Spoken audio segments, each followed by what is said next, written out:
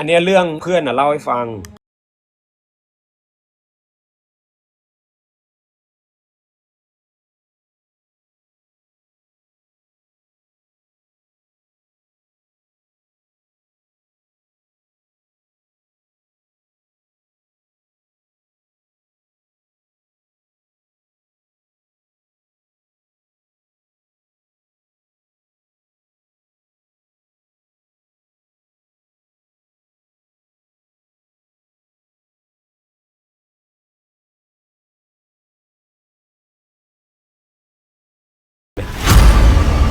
คือมันใหญ่มากอ่ะมันบอกมีแค่มณฑลล่างๆเนี่ยแค่นับถือพุทธแต่คนเนี้ยมาจากซีอานเขาไม่นับถือแล้วถามทำไมไม่นับถือเขาบอกว่ายุคปฏิวัติอุตสาหกรรมเนี่ยเหมาเจ๋อตุงเนี่ย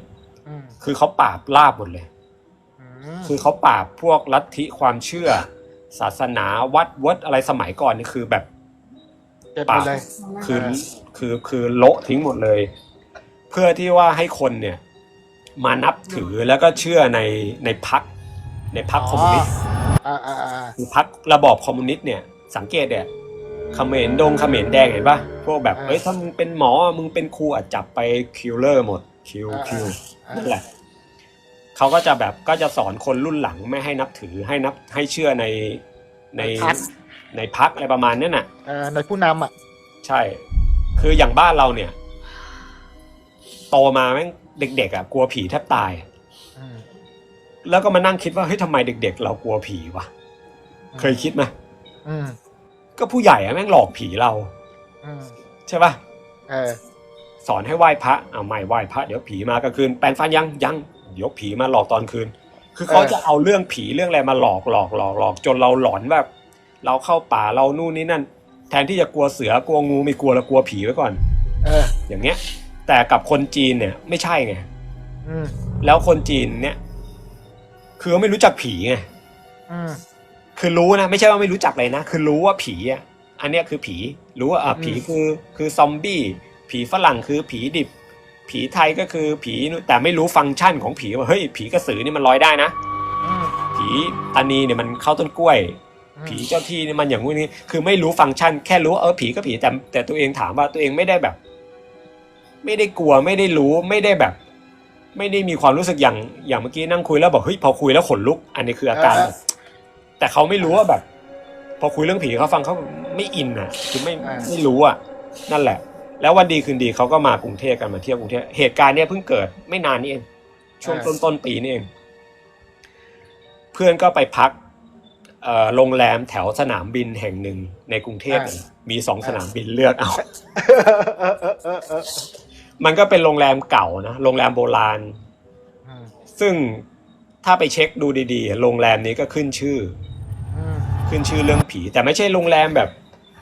ไม่ใช่สภาพแบบโรงแรมผีดุอะไรเงี้ยไม่ใช่อย่างนั้นนะแต่ก็เป็นแบบ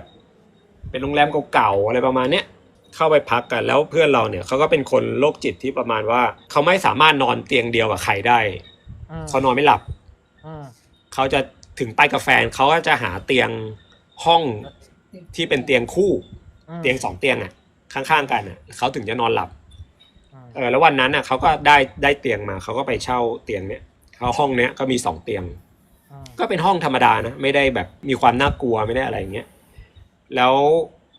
คือแฟนเขาเนี่ยแฟนเขาก็จะเป็นคนที่ว่าเป็นคนจีนเขาก็จะมีค่อนข้างเป็นคนที่มีระเบียบแบบแผนก็คือว่าเวลาเราจะนอนโรงแรมเนี่ยสิ่งแรกที่เราจะต้องเช็คก็คือเราต้องดูกรประตู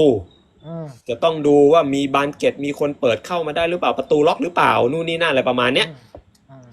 ซึ่งจะเป็นคนไทยที่สายหลอนเนี่ยเขาก็จะประมาณแบบว่าไปดูมีคราบเลือดป่าววะคือเข้าใจปะเข้าใจฟิลนั้นนะซึ่งไอ้เพื่อนเรามันก็จะเป็นฟิลนั้นไงแต่ถามว่าเพื่อนกลัวไหมเพื่อนไม่กลัวเพราะเพื่อนเนี่ยเดิมเลยเนี่ยเขาก็เป็นคนที่แบบชอบล้อเลียนศาสนาล้อเลียนพวกนี้อยู่แล้วไงเขาก็ไม่ได้มีความกลัวทีนี้เขาก็นอนกันเขาก็แฟนเขาก็เช็คประตูเช็คหน้าต่างเช็คน้ำเช็คอะไรเรียบร้อยแล้วเขาก็ไปนอนกันคนละฝั่งคือนอนก็ไม่ห่างกันมากคือเหมือนประมาณแบบอาจจะแบบเดิน2 ก้าวถึงกันอะไรประมาณเนี้ยระหว่างเตียงใช่ป่ะทีนี้เพื่อนเรามันก็นอนหงายคือเพื่อนเนี่ยมันก็เล่าให้ฟังมันก็นอนหงาย แฟนมันนอนตะแคงข้างหันมาทางมันนี่แหละมันก็บอกว่าจังหวะเคิมเนี่ยผู้ชายเล่านะบอกจังหวะเคิมมันบอกมันเห็นเงาไม่ได้เงาดำๆนะเป็นเงาเป็นเหมือนแบบเป็นเงาผู้หญิงเนี่ยแหละเป็นเงาผู้หญิงไม่มีสีนะเป็นเงาแบบเป็นเงามองแล้วเป็นผู้หญิงแบบลางๆเนี่ยยืนอยู่ปลายเท้ามันซึ่งตอนนั้นมันก็ตื่นเต้นแล้วว่าแบบคือแบบเจอผีแล้วจังหวะคำว่าเจอผีมันก็พยายามจะลุกแต่มันลุกไม่ได้เพราะว่าคือลักษณะของผีอำคือลักษณะเหมือนคนโดนผีอำแล้วประมาณแบบรู้ตัวนะตากระดิกได้ตาเหลือกได้มองได้รู้สึก 100%แต่เนื้อตัวเนี่ยขยับไม่ได้แล้วมันก็เห็นเงาคนเนี้ยอยู่ปลายเท้าซึ่งมันเห็นว่าเป็นผู้หญิงยืนแล้วก็ลักษณะก้มหน้านิดๆผมยาวอย่างเงี้ยมันก็เห็นมันก็ตกใจแต่ถามว่ามันกลัวไหมมันบอกมันไม่กลัวมันคือมันเซอร์ไพรส์อ่ะมันแบบกูได้เจอแล้วเว้ยอะไรเงี้ยผีตื่นเต้นว่ะอะไรประมาณเนี้ยแล้วมันก็มองไปทางแฟนมันซึ่งนอนตะแคงข้างมันก็เหลือกตาไปมองแฟนมันนอนตะแคงข้างลืมตาปิ๊บหันหน้ามาทางมันที่มันบอกที่มันมองแฟนมันเพื่ออะไรมันบอกในใจมันตอนนั้นอ่ะมันจะตะโกนบอกแฟนว่านี่ไงผีคือเข้าใจปะนี่ไงผีมาอยู่ปลายเตียงแล้วเนี่ยดูผีสิแต่มันพูดไม่ได้มันก็อึกอักอยู่ปุ๊บแล้วมันก็บอกว่าแล้วเงาเนี่ยมันก็ค่อยเลื่อนจากปลายเท้าเนี่ยเลื่อนมาข้างเหมือนเดินมาข้างๆเตียงเนี่ยเดินปุ๊บเดินมาอยู่ข้างบนหัวมัน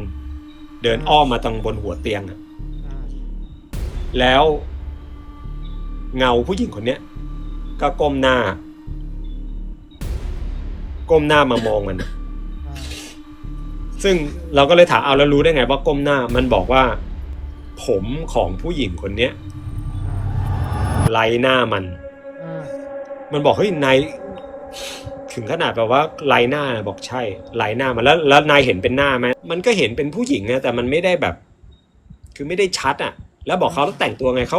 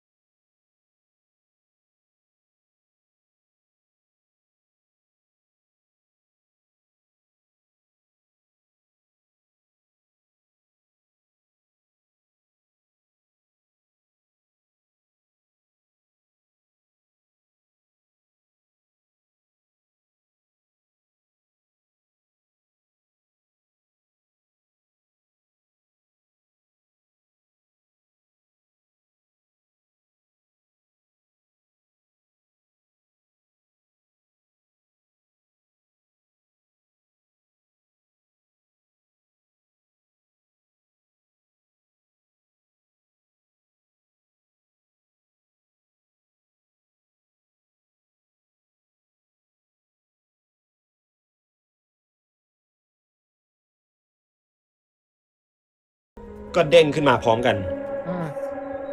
มันก็หันไปมองแฟนมันก็ตกใจใช่ไหมตกใจว่าแบบตอนแรกมันก็คิดว่าแฟนมันตกใจว่ามันเด้งขึ้นมาพอแฟนมันเด้งขึ้นมาได้เสร็จปุ๊บสิ่งแรกที่เพื่อนเราทำเนี่ยมันก็แบบเหมือนแบบเฮ้ยตกใจว่ะนู่นนี่นั่นกำลังจะมองแฟนกำลังจะบอกแฟนแต่แฟนทำอะไรรู้ป่ะแฟนกระโดดลงจากเตียงวิ่งไปเช็คประตูเข้าอ่ะไปดูกรไปดูประตูห้องน้ำไปเปิดประตูห้องน้ำดูไปเปิดกรเข้าบ้านอ่ะไอกรเข้าหน้าต่างอะไรประมาณเนี้ยไปเปิดดูแล้วเพื่อนก็เลยตกใจว่าเฮ้ยทำไมวิ่งไปทำไมนู่นนี่นั่นก็คิดว่าแบบเอาแล้วไงแม่งคิดว่าแฟนตัวเองจะไปแบบวิ่งไปเก็บของหนีจะไปเปิดประตูวิ่งหนีอะไรประมาณนี้เพราะแบบเจอผีอะไรประมาณเนี้ยแต่ไม่ใช่วิ่งไปเปิดประตูก็แกเปิดดูเสร็จปุ๊บมันก็เลยถามแฟนว่า คือทำอะไร แฟนมันบอกว่าอะไรรู้ป่ะมีคนเข้ามาในห้อง เออ มีคนเข้ามาในห้อง แฟนมันก็ถามแบบอะไรนะมันบอกแฟนมันบอกที่แฟนมันนอนตะแคงตาปิบๆอ่ะมันมองว่ามันเห็นคนเห็นผู้หญิงใส่ชุดเหมือนชุดนักร้องสีแดง อืม ยืนอยู่ปลายเท้า อืม แล้วค่อยๆเดินมา อืม ตรงแฟนตรงแฟนผู้ชายที่นอนอยู่อะค่อยๆเดินมา แล้วก็มาก้มหน้ามอง อืม มันก็มาก้มหน้ามองแฟนมัน ซึ่งมันมองอยู่มันกระดิกไม่ได้ ผู้หญิงนะ ผู้หญิงมันกระดิกไม่ได้เหมือนกัน แต่มันเห็นทุกอย่างเนี่ย อืม แล้วอีกอย่างหนึ่งที่เหมือนกัน มันบอกว่าก่อนที่มันจะกระดิกได้พร้อมกันเนี่ย มันได้กลิ่น หอม น้ำหอม ไม่กินเหมือนกัน ได้กลิ่นเหมือนกัน แล้วมันก็สะดุ้งขึ้นมาพร้อมกัน แต่เพื่อนเรามันก็ตกใจอะแต่ไอ้แฟนมันน่ะ คิดว่าผู้หญิง คิดว่าเสื้อแดงเนี่ย เป็นคนเข้ามา อ๋อนึกว่าเป็นโจร นึกว่าเป็นโจรเข้ามาก็เลยวิ่งไปเช็คประตูว่าประตูล็อกหรือเปล่าของยังอยู่หรือเปล่าห้องน้ำอะไรประมาณเนี้ยไอ้เพื่อนก็แบบว่า ไม่ใช่ เนี่ยผี เออ คือมันก็เลยบอกคนจีนว่าเนี่ยผี คือต่างคนต่างเห็นแต่เพื่อนมันไม่ได้เห็นใส่ชุดนะแล้วแฟนมันก็เลยบอกว่า อันเนี้ยเหรอผีบอกใช่ อันเนี้ยแหละคือเห็นผี เออ มันก็เลยแบบว่า คือถ้าสภาวะนั้นอ่ะ มันคือถ้าเป็นเราจะแบบ คือมันกลัว ถ้าเป็นคนไทยที่มันนอนอยู่อีกฝั่งหนึ่งอ่ะโอ้โหคงช็อกอ่ะ แบบเห็นแล้วอ่ะ แต่เผอิญเนี่ยเขาถูกปลูกฝังมาไม่ได้สนใจเรื่องผีเขาก็เลยงงว่าคิดว่าแบบเฮ้ยโจรมันเข้ามาอะไรประมาณเนี้ยแล้วเขาก็บอกเขาก็เลยมารู้ว่าอ๋ออันเนี้ยเหรอคือสภาวะที่เวลาผีมาเราจะต้องกระดิกไม่ได้อะไรประมาณเนี้ยมันก็เป็นเรื่องขำเลย เออ เนี่ยแหละ อันนี้คือเรื่องล่าสุดที่เพื่อนเจอมาแล้วมาเล่าให้ฟังนะ